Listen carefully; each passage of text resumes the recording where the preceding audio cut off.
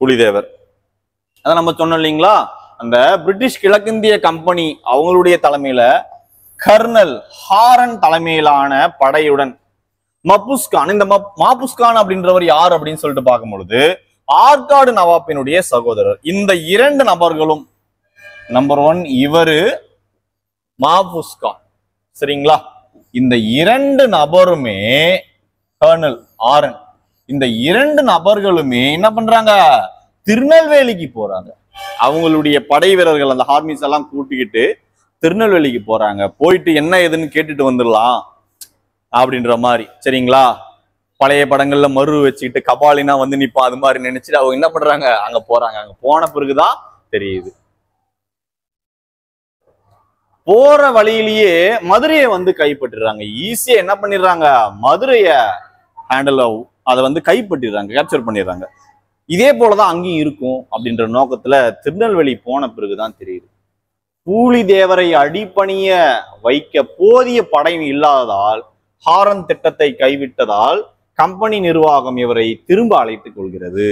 அங்க போன உடனே தான் தெரியுது, ராசா நம்ம கிட்ட இருக்கிற படைபலெல்லாம் அவங்க கிட்ட என்ன ஆகாது, ஒன்னும் செல்லுபடி ஆகாது, அமைதியா போயிடலாம், இல்லைன்னா உயிருக்கு உத்தரவாதம் கிடையாது ராசா அப்படின்ற மாதிரியான விஷயங்கள் அவங்களுக்கு வந்து தெரியப்படுது. தயவு செஞ்சு வந்துரு, அங்க போய் என் மானத்தை வாங்கிடாது அப்படின்ற மாதிரி என்ன பண்ணிடுறாங்க, கூட்டிக்கிறாங்க. அப்படி கூட்டிக்கின்ற பிறகு படைபலத்தெல்லாம் சேர்க்கிறாங்க. அவரு தான் படைபலத்தை சேர்ப்பாரா அப்படின்னா கிடையாது. பூலிதேவரும் நம்மளுடைய போர்ஸ், அதாவது எதிரி வந்து நம்மளை விட பலம் வாய்ந்தவனா இருந்தா நம்மளுடைய பலத்தை கூட்டணும் என்ற அந்த அடிப்படையான விஷயங்கள் நம்முடைய தமிழர்களுக்கு இயற்கையாகவே இருந்தது. சோ இவர் எது மாதிரியான படைகள்லாம் திரட்டுறாரு, இவங்களுக்கு பிரெஞ்சுக்காரர்கள் வந்து எது மாதிரியான சப்போர்ட் எல்லாம் கொடுக்குறாங்கன்ற விஷயத்த நம்ம இப்ப பார்க்கலாம். பூலிதேவருக்கு, இந்த பூலிதேவருக்கு பார்க்கும் பொழுது மதுரை, திருநெல்வேலி இந்த ரெண்டு இடத்துலயுமே ஆபீசர்ஸா ஒர்க் பண்ணிட்டு இருந்த, அதிகாரியாக இருந்த, பிரெஞ்சு அதிகாரிகளாக இருந்த அந்த 3 நபர்கள் யார் யார் அப்படின்னு சொல்லிட்டு பார்க்கும்போது, நம்பர் 1 மியானா, முடிமையா, நபிகான் கட்டாக் ஆகியோருடன் கூட்டணி வைக்கிறாங்க. இப்போ பிரிட்டிஷுக்கு ஆப்போசிட்டா இந்த இருக்கிறாங்க இல்லைங்களா, இந்த ஆபீசர்ஸ், பிரெஞ்சு அதிகாரிகள், இவங்க வந்து அவங்களுக்கு ஆப்போசிட்ஸ். சோ அவங்க கூட கூட்டணி வச்சு தன்னுடைய பலத்தை வந்து பெருக்கிறாங்க. சோ இது மட்டும் இல்லாம மற்ற பகுதி பாளையக்காரர்களையும் தங்க கூட சேர்க்கிறாங்க. தட் மீன் என்னென்ன ஒரு பகுதியை மட்டும் விட்டுட்டு இருப்பாங்க. இந்த பிரிட்டிஷ் மற்றும் அவர்களுக்கு சாதகமான ஆற்காடு நவாப்பை எதிர்க்க பூலிதேவர் சிவகிரி பாளையம் நீங்களாக அப்படின்னு சொல்லிட்டோம்னா, அவங்க வந்து அந்த ஆங்கிலேயர் கிழக்கிந்திய கம்பெனிக்கு வந்து கப்பம் பட்டிக்கின்னு அவங்களை ஏன் எதிர்க்கணும், எதிர்த்தா உயிர் எதுனா போயிடும், எதற்கு அப்படின்ற மாதிரி கொஞ்சம் பயம் கலந்தவர்களாகவே இருந்துட்டாங்க. அப்படி பயம் கலந்தவர்களாக இருந்ததால நம்ம பூலிதேவருக்கு வந்து அவங்க சப்போர்ட் பண்ணல.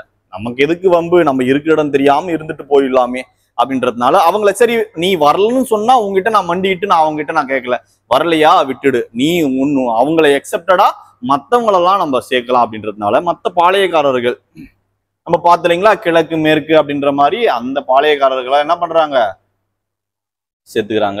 அப்படி சேர்த்த பிறகு மப்புஸ்கான் 1755 கிட்டத்தட்ட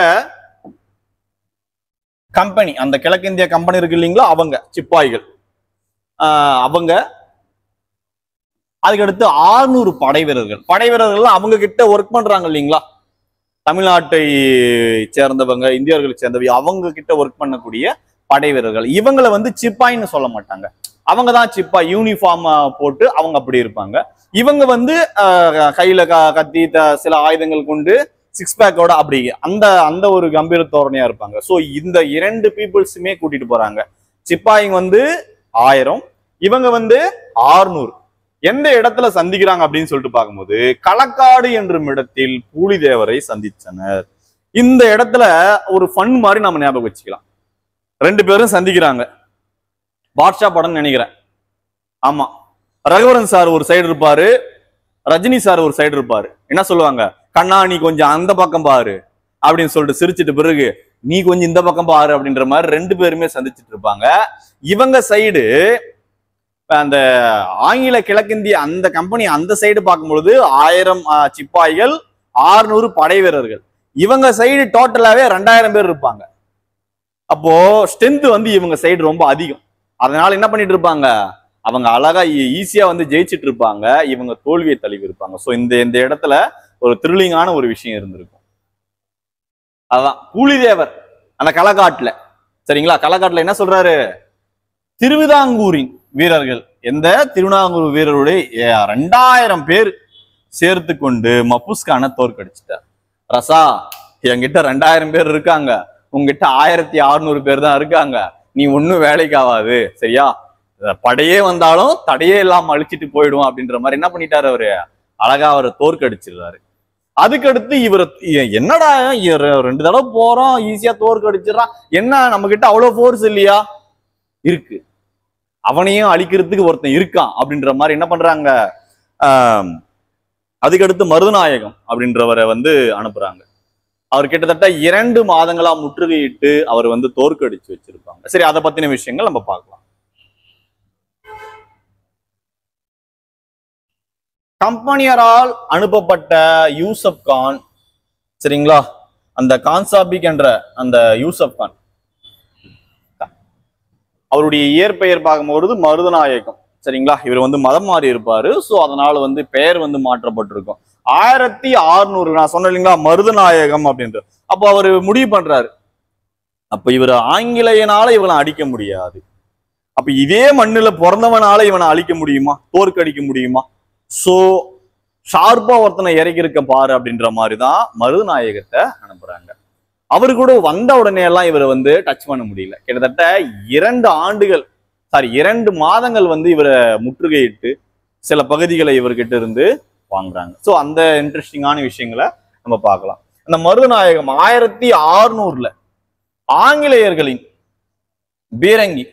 பீரங்கியுடன் சுமார், அதாவது இவர்கிட்ட பீரங்கி போர்ஸ் எல்லாம் அவ்வளவா கிடையாது, ஆனா பீரங்கி போர்ஸோட என்ன பண்றாங்க, கிட்டத்தட்ட 2 மாதங்கள் நெற்கட்டு சேவல் என்னும் இடத்தில் முற்றுகையிடுறாங்க.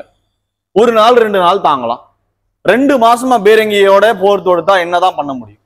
சோ அதனால என்ன பண்றாங்க, நலிவடையப்பட்ட அந்த ஒரு நபர்கிட்ட இருந்து ஈஸியா கிட்டத்தட்ட 3 பகுதிகளை வந்து கைப்பற்றுறாங்க. நெற்கட்டு சேவலை கைப்பற்றிடுறாங்க, பனையூரை கைப்பற்றிடுறாங்க, வாசுதேவநல்லூர், நெற்கட்டு சேவல், பனையூர், வாசுதேவநல்லூர், இது எல்லாமே பூலிதேவர்கிட்ட இருந்து பிரிட்டிஷ் பீப்புள்ஸ் வந்து ஈஸியா வந்து கைப்பற்றிட்டு போயிடுறாங்க. அதுக்கடுத்து இதெல்லாம் கைப்பற்றிட்டு போயிட்டு பிறகு பாளையக்காரர்கள் நம்ம பூலிதேவருக்கு சப்போர்ட் பண்ணாங்க இல்லையா, இந்த சப்போர்ட் பண்ண சூழல் கொஞ்சம் கொஞ்சமா குறைய தொடங்கிடுச்சு. இவர்கிட்ட இருந்தையும் நிறைய பகுதிகளை வந்து கொண்டு போயிட்டாங்க, 3 பகுதிக்கு. அதுக்கடுத்து பாண்டிச்சேரியில ஒரு சம்பவம் நடந்திருக்கும், அதுதான் இது. பாண்டிச்சேரியில் இதற்கிடையே ஆங்கிலேயர்கள் கைப்பற்றுவதால் பிரெஞ்சுக்காரர்களின் உதவி கிடைக்காது என்று உணர்ந்த பாளையக்காரர்கள் ஒற்றுமை உடைய தொடங்கியது. பிரெஞ்சுக்காரர்கள் கொஞ்சம் ஹெல்ப் பண்ணாங்க இல்லையா, பாண்டிச்சேரியும் கைப்பற்றுறாங்க, இதுக்கு மேல இவனை நம்பியும் புரோஜனம் இல்லை அப்படின்ற விஷயம் இவங்களுக்குள்ள என்ன ஆயிடுச்சு, வளர ஆரம்பிச்சிடுச்சு. இதுக்கு மேல இவரை நம்பி புரோஜனம் கிடையாது, நம்ம கொஞ்சமா விளைவிக்கலாம் அப்படின்ற மாதிரி என்ன பண்றாங்க பாளையக்காரர்கள், அங்கிருந்து அவர்கிட்ட இருந்து அந்த ஒற்றுமை வந்து களைய தொடங்கிடுச்சு. களைய தொடங்கினது அழகா வந்து அவருக்கு இன்னும் கொஞ்சம் என்ன ஆயிடுச்சு, அவருடைய தோல்வியை கொஞ்சம் கொஞ்சமா அவங்க அதை பயன்படுத்த பார்த்துட்டாங்க. அதுக்கடுத்து திருவிதாங்கூர், சேத்தூர், ஊத்துமலை மற்றும் சுரண்டை பகுதி பாளையக்காரர்கள் எதிரணிக்கு ஆதரவு அளித்தனர், சரிங்களா. மொத்த பேருமே என்ன பண்றாங்க, இந்த பாளையக்காரர்கள் எல்லாம் இதுக்கு மேல இவரை நம்பணும்னா நம்மள என்ன பண்ணிடுவாங்க, அவ்வளவுதான் முடிச்சு விட்டாங்க போங்கன்ற மாதிரி நம்மள முடிச்சுடுவாங்களே, இதுக்கு மேல நம்ம என்ன பண்றது, நம்மளுடைய உயிரை காப்பாற்றணும், நம்மளை நம்பி இருக்கிற குழந்தைகளை காப்பாற்றணும், அப்ப என்ன பண்ணலாம், அப்படியே கட்சி மாறிட்டாங்க. கட்சி மாறிட்ட உடனே யாருக்காக குரல் கொடுத்தாரு இந்த பூலிதேவர், இந்த மக்களுக்காக தான் குரல் கொடுத்தாங்க. இவங்களே ஆதரவு தெரிவிக்காதனால ரொம்ப மனசளவுல சோர்வடைஞ்சிடுறாரு. இந்த சோர்வடைகிற இந்த சூழல்ல மக்கள் கிட்ட போயிட்டு இந்த யூசப் கான் சொல்லிருக்காரு இல்லைங்களா, மருதநாயக்கம். கம்பெனிக்கு முறையான தகவல் அளிக்கப்படாமல் பாளையக்காரர்களுடன் பேச்சுவார்த்தை நடத்தியதால் யூசப் கான் இவர் போயிட்டு அதாவது தன்னைத்தானே மிகப்பெரிய ஒரு என்ன பண்றாரு, நான் தான் அரசன், நான் வந்து அவர் வந்து தோற்கடிச்சிட்டேன் இல்லையா அப்படின்னு சொல்லிட்டு பெருமையை நினைச்சுக்கிறாரு. அப்படி நினைச்சுக்கிட்டு மக்கள் கிட்ட என்ன பண்றாரு, பேசுறாரு. இங்க பாருங்க, நான் தான் அவங்கள வந்து ஆட்சி செய்ய போறேன் அப்படின்றதெல்லாம் மனசுல வச்சுக்கிட்டு அவங்க கிட்ட பேச்சுவார்த்தை நடத்துறாங்க, மக்கள் எல்லாம் இவன் பக்கம் திருப்புறதுக்காக. இதை வந்து ஆங்கிலேயர்கள் வந்து உணர்றாங்க. என்னதான் இவன் மருதநாயக்கம் வந்து இவரை பூலிதேவரை வந்து தோற்கடிச்சு இருந்தாலுமே இவரும் இந்த மண்ணை சார்ந்தவன் தான். இவன் ஈஸியா என்ன பண்றதுக்கு வாய்ப்பு இருக்கு, ஆள் கரெக்டா நம்மளுக்கு ஆப்போசிட்டா மாறுறதுக்கு அதிக வாய்ப்புகள் இருக்கு. ஏன்னா இந்த மண்ணுடைய ரத்தம் இல்லையா, அதனால இவனை விட்டு வைக்கிறது தப்பு, வெட்டி வைக்கிறது தான் சரி அப்படின்ற மாதிரி என்ன பண்றாங்க, இவருக்கு சரியான நீ விளக்கம் அளிக்கல அப்படின்னு சொல்லிட்டு இவர் மேல குற்றம் சுமத்தப்பட்டு இவர் வந்து தூக்குல இட்டுறாங்க. நம்பிக்கை துரோகம் வழக்கு வந்து அவர் மேல சுமத்தப்படுது. அப்படி நம்பிக்கை துரோகம் வழக்கம் சுமத்தப்பட்டு 1764 இவருக்கு வந்து என்ன பண்ணிடுறாங்க, தூக்கு தண்டனை வந்து வழங்கப்படுது. இதை பயன்படுத்தி கொண்ட அவரு, இங்க பாருங்க, என்னை வந்து தோற்கடிச்சுட்டாங்கன்றது ஒரு பக்கம் இருந்தாலும், நீங்க எனக்கு ஆதரவு கொடுக்காத ஒரு புறம் இருந்தாலும், மக்கள் கிட்ட என்ன தோற்கடிச்சவனே என்ன ஈஸியா என்ன பண்ணிட்டாங்க, பயன்படுத்திக்கின்னு அவரை தூக்குல மாட்டிட்டாங்க. சோ மறுபடியும் மக்களாகிய நீங்க அவங்களுக்கு போய் நீங்க ஆதரவு அளிக்கிறதோ, அவங்க புறம் போயிட்டு நீங்க சப்போர்ட்ஸா நிக்கிறதோ, இதெல்லாம் பார்க்கும்பொழுது நமக்கு நாமளே செஞ்சக்கூடிய மிகப்பெரிய ஒரு தீங்கு அப்படின்ற விஷயத்த வந்து மக்களுக்கு வலியுறுத்தியும் தன்னுடைய பகுதியை மீண்டும் கைப்பற்றுறாரு. என்னது அப்படின்னு சொல்லிட்டு பார்க்கும்பொழுது, இதனை சாதகமாக்கி கொண்ட பூலிதேவர் மீண்டும் 1764 நெற்கட்டு சேவல் பகுதியை வந்து கைப்பற்றுறார், அவர் ஆட்சி செய்த பகுதியை. இருந்த போதிலும் 1767 கேப்டன் கேம்பல் என்பவரால் தோற்கடிக்கப்பட்டு தப்பிச் சென்று நாடு இழந்த நிலையில் காலமானார்.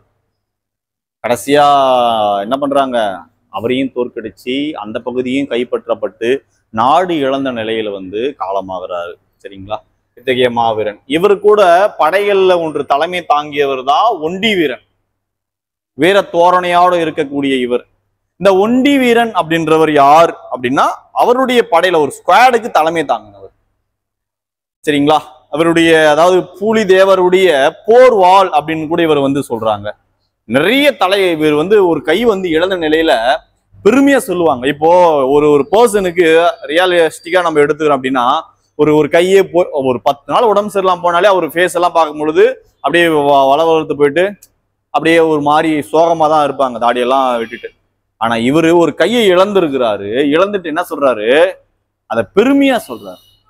நிறைய பேருடைய தலைகளை போர்ல வந்து வெட்டி வீழ்த்தணும் இல்லையா, அதனுடைய வீர தழும்பு தான் இந்த ஒரு கை போயிருக்கு, மற்றபடி ஒண்ணும் கிடையாது அப்படின்னு சொல்லிட்டு வீரமா சொன்னதுதான் இந்த ஒண்டி வீரன். அதான் இந்த இடத்துல நம்ம பார்க்க போறோம். ஒண்டி வீரன் பூலிதேவரன் படைகள் ஒன்றுக்கு தலைமை ஏற்றவர், அவருடைய ஸ்குவாட்ல உனத்துக்கு தலைமை ஏற்றவர். இவரை பத்தின விஷயங்கள் பார்க்கும் பொழுது அதுதான், ஒரு கையை இழந்த நிலையிலும் பார்க்கும் பொழுது அந்த ஒரு பெருமையான ஒரு விஷயத்த வந்து வீரத்தினுடைய தழும்பா அப்படின்னு சொல்லிட்டு சொல்லியிருப்பாங்க. ஸோ இந்த பாளையக்காரர்கள்ல பூலிதேவருடைய வரலாற்று பகுதி வந்து புரிஞ்சிருக்குன்னு நம்புறோம். நன்றி.